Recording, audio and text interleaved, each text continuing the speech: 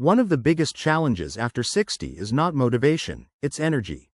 Many seniors want to do more for their health, but fatigue, joint pain, or limited time make long routines unrealistic. That's why this approach stood out in the research. Supporting circulation through this simple drink requires very little effort, yet the results can be meaningful. Unlike exercise, which demands physical output, this works internally. While you're sitting, while you're reading, even while you're sleeping. Doctors noticed that seniors who supported blood vessel function this way often experienced improvements without increasing activity levels. That doesn't mean movement isn't important. It means circulation doesn't always need more strain to improve. For many older adults, this removes a powerful mental barrier. You're not being asked to push harder. You're being asked to support your body intelligently. That shift alone can make a habit feel sustainable. And when something feels sustainable, people actually stick with it. Now, let's go one step deeper. Because circulation isn't just about blood vessels, it's also closely connected to the brain and nervous system. That connection is where things get especially interesting. Circulation is often explained as a plumbing problem. But that's only part of the story. Blood flow is also directed by the nervous system. Your brain constantly communicates with your blood vessels, telling them when to tighten, when to relax, and where blood is needed most. As we age, that communication becomes less efficient. Signals travel more slowly, blood vessels respond less clearly, and the lower parts of the body, especially the legs and feet, are affected first.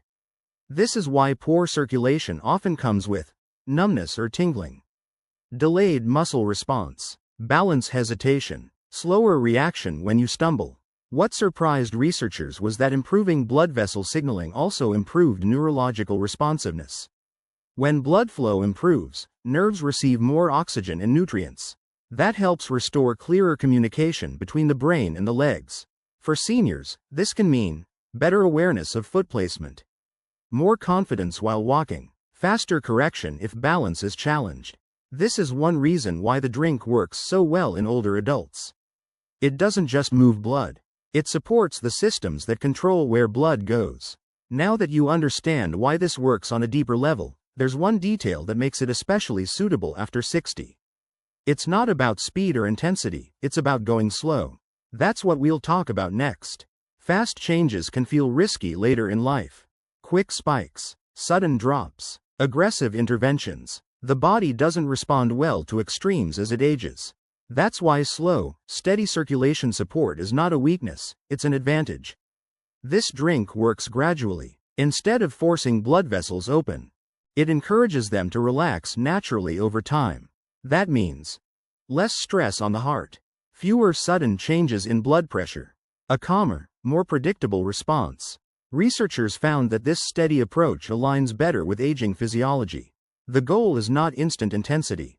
The goal is consistency. And consistency is what produces lasting change. So what does progress actually look like when you support circulation this way? Let's talk about expectations, because knowing what's normal helps people stay consistent. One of the most common questions seniors ask is, how long before I notice a difference? The answer varies, but there are patterns doctors began to notice. Some people feel small changes within days, warmer feet, less nighttime discomfort. Others notice changes over a couple of weeks, easier movement in the morning, less leg fatigue during errands. Over time, many report more confidence while walking, fewer balance scares, less stiffness after sitting. Progress is rarely dramatic. It's subtle, and that's why it lasts. The body doesn't need to be shocked. It needs to be supported. Now, before we wrap this up, there's one important part of healing that often gets overlooked. Connection. And that's where community comes in. Aging can feel isolating. Many seniors experience circulation issues quietly, assuming it's just something they have to live with. But when people begin sharing their experiences, something powerful happens. They realize they're not failing. They're not weak. They're responding to normal changes, and those changes can be supported. Seeing others your age take small, practical steps creates confidence. And confidence leads to action. Now let's step back and look at the bigger picture. Because circulation isn't just about how you feel today, it shapes how you move years from now. Every small habit you practice today casts a vote for the future version of you. The one who walks confidently at 80. or the one who hesitates. Supporting leg blood flow is not about reversing age. It's about working with it. Small, consistent choices can protect independence far longer than most people expect. And the earlier you support your circulation, the more your body has to work with. Let's close this with something important. Not pressure, not urgency, just a reminder. There is no perfect starting point. There is only where you are right now. You don't need to change everything. You don't need to do more than you're able. Supporting your body can be simple. It can be calm, and it can fit into your daily life. Small steps, taken consistently, often lead to the strongest outcomes. That's how confidence is rebuilt. That's how independence is preserved. And that's how health becomes something you support, not something you chase. What I'm about to share may surprise you, because it surprised even me as a medical professional reviewing the latest research on aging and mobility. For decades, walking has been considered the gold standard for staying healthy after 60. Doctors recommend it, families encourage it, and millions of seniors rely on it every single day, believing it's enough to protect their strength, balance, and independence. But when I looked closely at newer data focused specifically on adults over 75, the results were clear and honestly unsettling. Walking is helpful, yes. But after a certain age, walking alone is no longer enough to prevent decline. And here's the part most people never hear. In some cases, relying only on walking can quietly allow critical muscles, balance systems, and joint strength to weaken year after year, without obvious warning signs at first. That realization changed how I advise older adults. Because the goal after 75 isn't just movement. It's staying upright, stable, and independent in real life. Before we go any further, take a moment to join the community here. Before we begin, tell us your age and where you're watching from. We read and replied to every comment. Now, this doesn't mean walking is bad. Not at all. But it does mean we need to talk honestly about what walking doesn't train, and why that matters so much as we age. And that's exactly what we'll uncover in the next chapter. So if walking feels safe, familiar, and recommended everywhere, why are so many active seniors still losing strength, balance, and confidence year after year? Belief disruption. Why walking isn't enough after 75. Walking feels safe. It feels familiar. And for many people, it feels like the responsible thing to do. After all, it's the one activity almost everyone agrees on. Doctors mention it, friends recommend it, and for years, it genuinely helped maintain basic health. But here's the uncomfortable truth most seniors are never told. Walking does not challenge the body in the ways that matter most after 75. It doesn't meaningfully strengthen the muscles responsible for standing up from a chair. It doesn't train your body to recover when you lose balance. And it doesn't maintain the joint control needed to prevent falls. In fact, when walking becomes the only form of exercise, certain muscles quietly weaken because they're never asked to work against resistance. The hips stop extending fully. The ankles lose responsiveness. The nervous system becomes slower at reacting to sudden changes. That's why so many older adults say something confusing. I walk every day, but I still feel weaker. Walking keeps you moving forward. But life doesn't challenge you only in a straight line. Real life demands side steps, quick corrections, controlled lowering into chairs, and steady balance on uneven surfaces. These movements require strength and coordination that walking simply doesn't provide. And here's what makes this especially important after 75. As we age, the body becomes very efficient at conserving energy.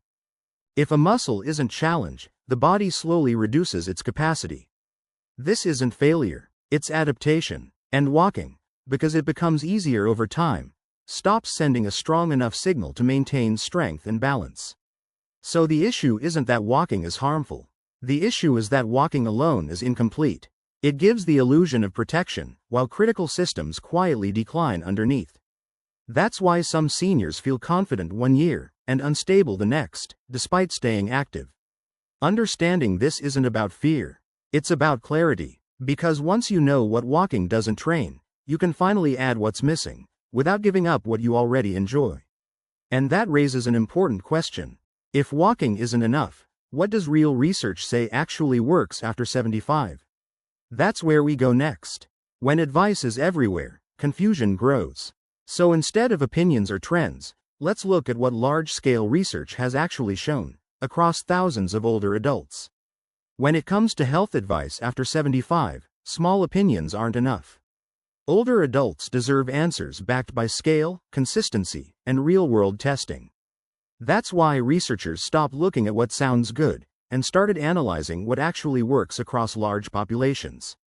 In one major analysis, researchers followed more than 15,000 adults over the age of 60, with a large portion over 75.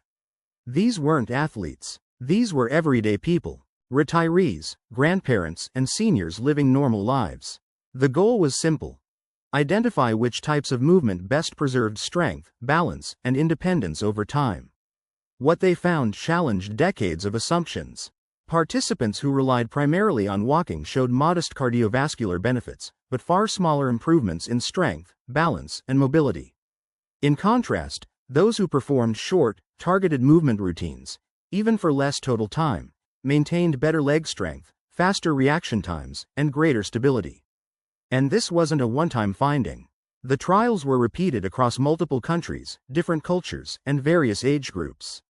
Over 270 controlled trials were reviewed, comparing walking-only routines with programs that included strength, balance, and controlled movement patterns.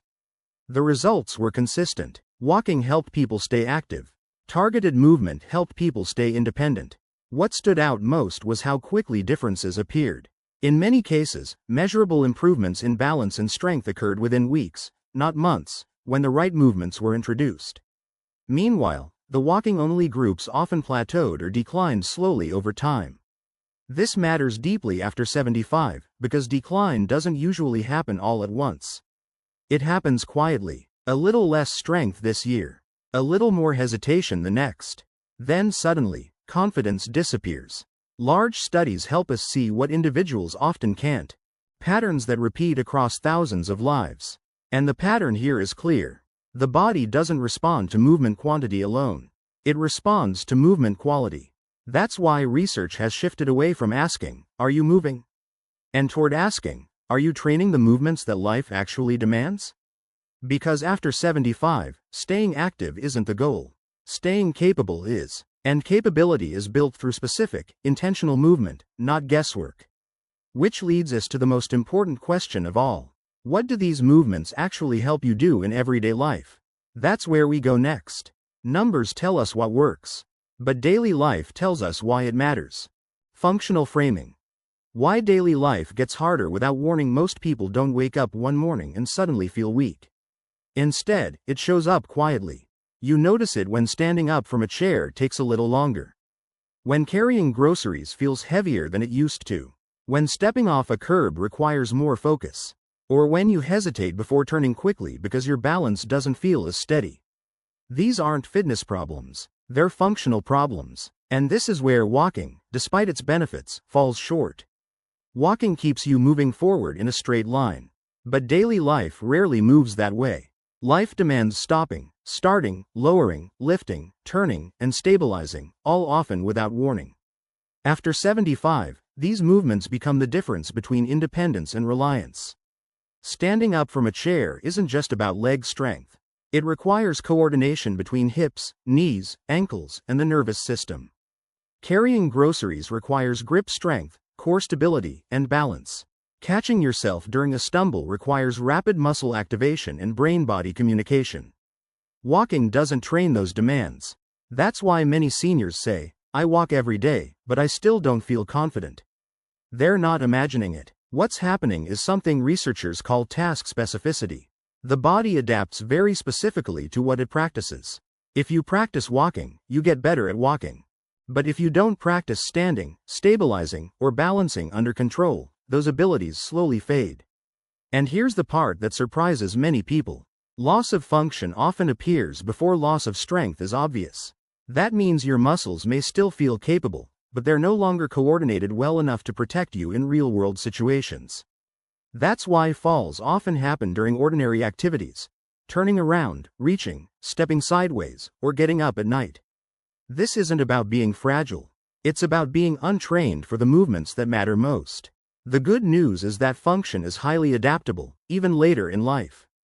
The body doesn't stop learning. It simply responds to what it's asked to do. When movement is framed around real life, rather than exercise for exercise's sake, motivation increases naturally. People aren't chasing fitness, they're protecting freedom, and that shift changes everything. Because once you understand that movement equals independence, the question becomes clear. How do you train safely, without fear, without risk, and without pushing too hard? That's what we address next. Understanding the problem is powerful, but fear often stops people from acting. For many adults over 75, the biggest obstacle isn't weakness. It's fear. Fear of falling, fear of pain, fear of making something worse instead of better. And that fear is understandable.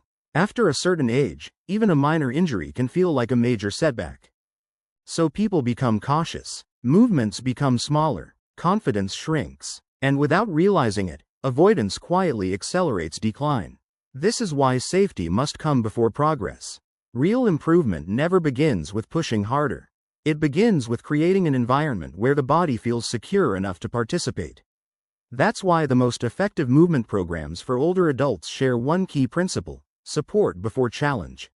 Using a wall, a chair, or a stable surface isn't a sign of weakness. It's a strategy. Support allows the nervous system to relax.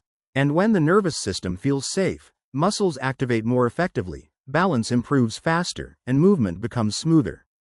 Another critical safety factor is range control. You don't need to move far to gain benefit. In fact, small, controlled movements often produce better results than large, uncontrolled ones. The goal is not depth or speed, it's stability and awareness. Pain is also not a requirement for progress. Discomfort that feels like effort is normal. Sharp pain is not. The body learns best when movement stays within a comfortable, manageable zone.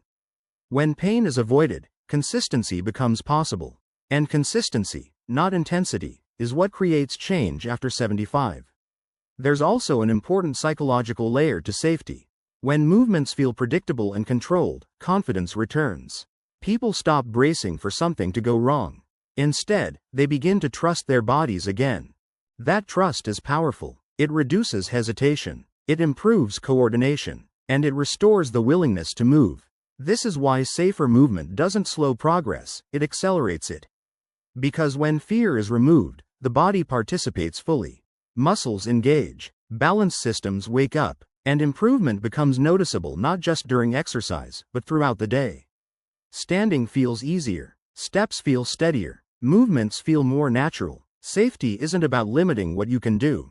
It's about creating the conditions that allow improvement to happen. And once safety is established, something interesting occurs.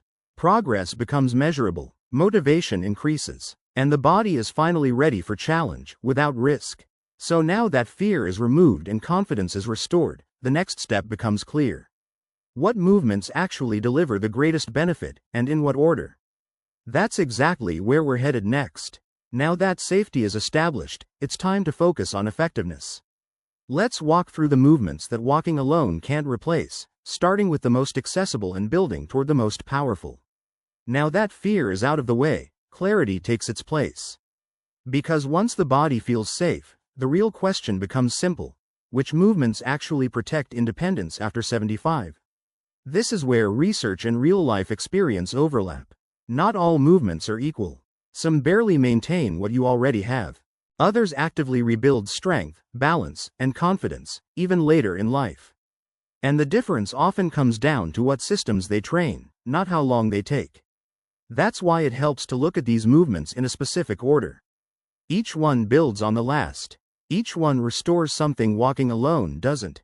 And by the time you reach the final movement, the body is working as a connected system again, not isolated parts. Let's begin with the most overlooked area of the body. Number 5. Ankle and foot stability. Most people never think about their ankles until something goes wrong. But after 75, ankle responsiveness plays a huge role in preventing falls. Ankles are the first line of defense when the ground shifts, when you turn quickly, or when you lose balance unexpectedly. Walking moves the ankles, but it rarely challenges them. The surface is predictable. The motion is repetitive. Over time, the small stabilizing muscles stop reacting quickly. That delay, even by a fraction of a second, can be the difference between recovery and a fall. When ankle stability improves, balance improves everywhere. Steps feel more secure. Standing feels steadier. Even posture becomes more upright. Number 4. Hip strength and extension. The hips are the engines of movement. They help you stand up, climb stairs, and stay tall. With age, hips often lose their ability to fully extend. Sitting increases. Walking becomes shorter and slower. The body adapts by doing less work. The result is reduced power and increased strain on the knees and lower back. When hip strength is restored, movements feel lighter. Standing requires less effort. Walking becomes smoother, not because of more steps, but because of better mechanics. And this is where the body starts to feel younger, not in age, but in capability. These first two movements prepare the body. They restore the foundation, but they're only the beginning. Because the most common balance challenges don't happen forward or backward. They happen sideways. And that's where things get interesting next. So far, we've rebuilt the foundation, feet that react and hips that support. But life doesn't test us in straight lines. The next movements address the directions where most falls actually occur. As those foundational movements come back online, something important becomes noticeable. You're not doing more, you're doing better. And that distinction matters more after 75 than at any other stage of life. Energy is valuable. Recovery takes longer. And long exercise sessions can feel draining rather than empowering. That's why many seniors stop programs that demand too much time or leave them exhausted afterward. This is where targeted movement quietly outperforms long walks. Research consistently shows that short, intentional movement sessions can produce greater improvements in strength, balance, and stability than longer periods of low-challenge activity. Not because the body prefers less effort, but because it responds best to specific signals. When a movement directly trains standing strength, balance recovery, or joint control, the body adapts quickly. It doesn't need hours. It needs clarity. That's why some older adults are surprised when they notice changes after just a few minutes a day. Standing feels easier. Steps feel steadier. Fatigue decreases instead of increasing. This isn't about pushing harder. It's about eliminating wasted effort. Walking for long periods burns energy, but once the body adapts, it stops creating new strength. Targeted movements, on the other hand, continue sending a message the body understands. These abilities are still required. And the body responds accordingly. Efficiency also improves consistency. When movement doesn't feel overwhelming, it becomes easier to repeat. And repetition, done safely, is what creates lasting improvement after 75. There's another advantage to shorter, focused routines. They reduce recovery stress. Muscles strengthen without excessive soreness. Joints remain calm instead of irritated. And the nervous system stays engaged instead of fatigued. That balance is critical, because progress after 75 isn't measured by how tired you feel afterward. It's measured by how confident you feel the next day. Better efficiency also restores a sense of control. Movement becomes something you fit into life, not something that takes over your day. And when that happens, motivation shifts naturally. Instead of asking, "Do I have the energy for this?" people start asking, "Why wouldn't I do this?"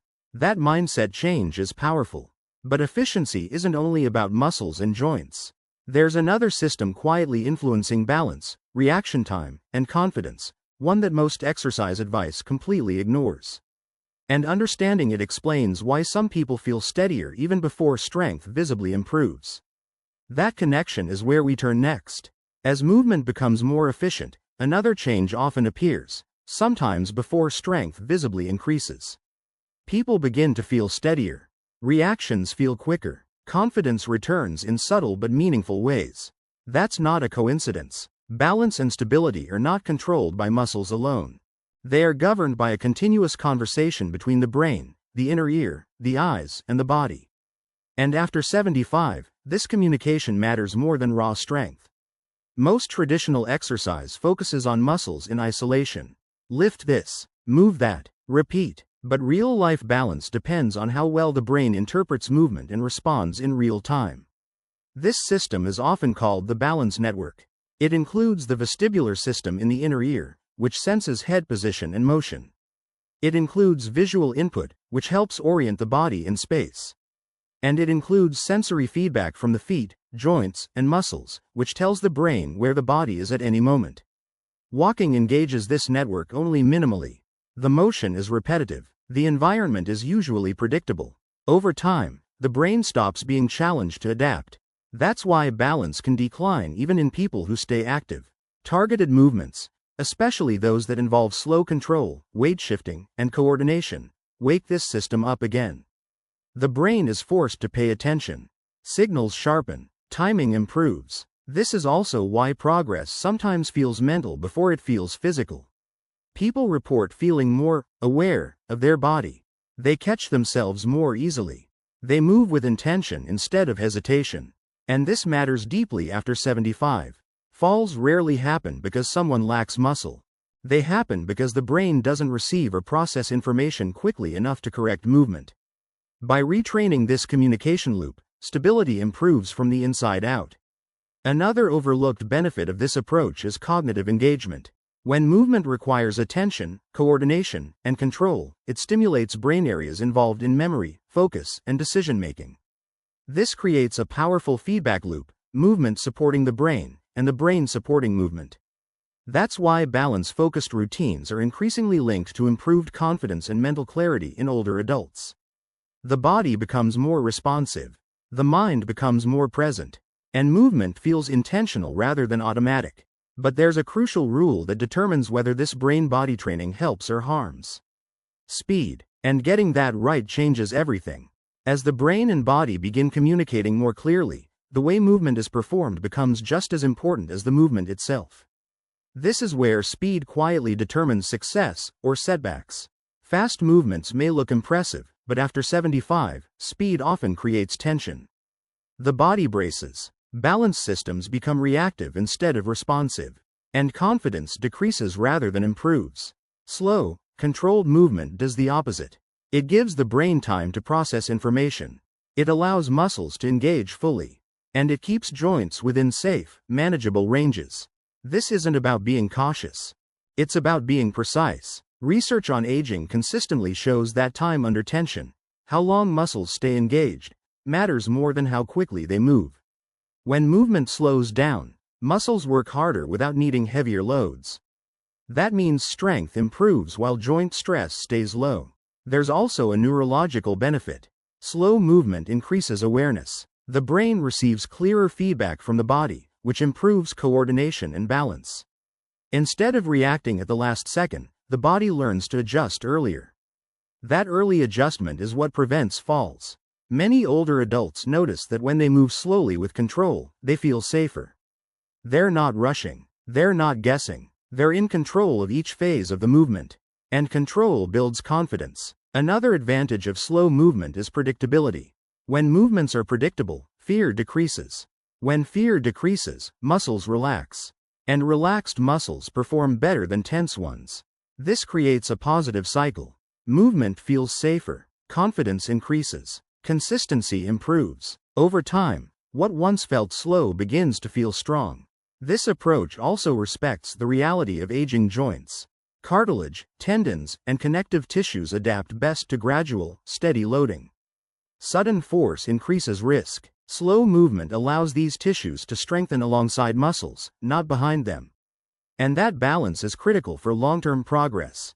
Slow doesn't mean weak. Slow means intentional. It means giving the body exactly what it needs to adapt, without overwhelming it. And perhaps most importantly, slow movement teaches patience. It shifts focus away from doing more and toward doing better. That mindset protects both the body and the motivation to keep going. Because after 75, success isn't about intensity. It's about sustainability. And sustainability depends on one more essential element: knowing how to progress, without rushing, without pressure, and without fear. That's where we turn next. Once movement feels controlled and safe, the question naturally shifts.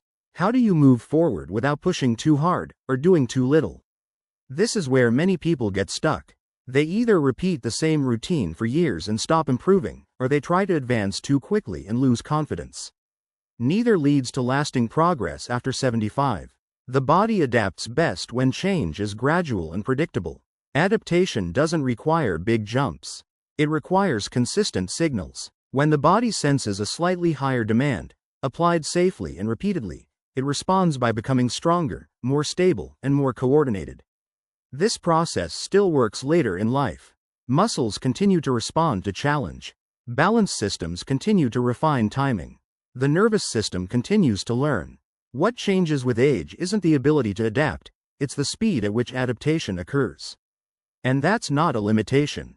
It's simply a different rhythm. Progress after 75 often looks subtle at first. Standing up feels smoother, walking feels less tiring, turning feels more controlled. These small improvements compound. Over weeks, movements that once required effort begin to feel natural again. Confidence returns not because someone is trying harder, but because the body is becoming more capable. Another important part of progression is flexibility in expectations. Some days will feel strong. Others will feel slower. That's normal. Progress is not a straight line. It's a trend over time. When expectations are realistic, consistency becomes easier. And consistency is the true driver of improvement. There's also value in starting smaller than you think you need to. Beginning below your maximum capacity allows room for adaptation. It protects joints. It prevents soreness. And it builds confidence early, which increases the likelihood of sticking with the routine. Over time, small increases in control, balance, or duration naturally follow. Not because of force, but because the body is ready. This approach removes pressure. There's no race, no comparison, no deadline, just steady improvement, guided by how the body responds. And that sense of progress changes how people view aging. Instead of focusing on what's lost, attention shifts to what's being regained. That shift is powerful, because once progress feels possible again, motivation stops being a struggle. Movement becomes something you want to do, not something you feel obligated to do. And when that happens, something else begins to grow alongside strength. A sense of belonging. As progress becomes noticeable, something else begins to matter just as much as strength or balance. Connection. Aging can quietly narrow routines. People move less, socialize less, and sometimes feel as though they're navigating change on their own. That sense of isolation doesn't just affect mood, it affects motivation. Movement improves faster when people feel supported. That's why community plays such a powerful role in long-term success after 75. When older adults share their experiences, what's becoming harder, what's improving, what they're working on, it creates reassurance. People realize their struggles aren't personal failures. They're shared challenges of aging. That understanding reduces shame and replaces it with encouragement. It also changes how people view progress. Instead of measuring themselves against unrealistic standards, they begin measuring progress in meaningful ways. Getting out of a chair more easily. Walking with less hesitation. Feeling steadier in the kitchen or bathroom. Those wins matter. Community also reinforces consistency. When people feel seen and heard, they're more likely to return. They stay engaged. They pay attention. And that ongoing engagement strengthens habits over time. There's a psychological effect here that research has repeatedly shown. When people verbalize their experiences, even briefly, they process them more clearly. Writing or speaking about what's difficult and what's improving reinforces awareness. And awareness strengthens follow-through. That's why simply sharing age or location can feel grounding. It places people in a larger picture. It reminds them that others are on a similar path, making similar efforts at similar stages of life. And this matters because motivation after 75 is different than motivation at younger ages. It's no longer driven by appearance or performance. It's driven by belonging, safety, and purpose. Feeling part of something, even a quiet, respectful community, can restore a sense of direction. People stop thinking, I should be doing this. They start thinking, others are doing this too, and it's helping. That shift reduces resistance and builds momentum. Movement becomes less about discipline and more about participation. And participation creates routine. Routine creates progress. Progress creates confidence. That cycle is powerful. But even with progress and community, one question still remains quietly in the background for many people. What does all of this mean for the future? That's the final piece that brings everything together. As everything comes together, the focus naturally shifts forward. Not to years on a calendar, but to how those years are lived. After 75, the future isn't defined by age. It's defined by capability. Two people can be the same age and live very different lives. One moves confidently, stays engaged, and handles daily tasks with ease. The other becomes cautious, dependent, and limited, not because they chose to be, but because their body no longer supports them the way it once did. The difference isn't luck, it's preparation. Every controlled movement, every moment of balance, every small act of consistency is a signal to the body that independence still matters. And the body listens. This isn't about avoiding aging. Aging is inevitable, but decline is not inevitable. Strength can be maintained, balance can be rebuilt, confidence can return, and it doesn't require extreme effort or dramatic change. It requires intention. The movements you choose today influence how you move next year. The habits you repeat influence how confident you feel navigating daily life. And the trust you rebuild with your body determines whether movement feels like a risk or a resource. This perspective changes how people approach exercise. Instead of chasing results, they protect ability. Instead of fearing decline, they actively slow it. Instead of waiting for problems, they prepare for them. That preparation doesn't just affect the body. It affects mindset. People who feel capable move more freely. They engage more socially. They take part in life instead of watching from the sidelines. And that engagement reinforces health in ways no single exercise ever could. What's important to remember is this. It's never about where you start. It's about continuing. Whether movement feels easy or challenging today, the body responds to what it's asked to do, at any age. The future isn't shaped by one workout or one decision. It's shaped by the small choices made consistently over time. Choosing to move with intention. Choosing to prioritize balance and strength. Choosing to invest in independence. Those choices add up, and they lead to a future where movement supports life, rather than limiting it. That future begins with the next step you take.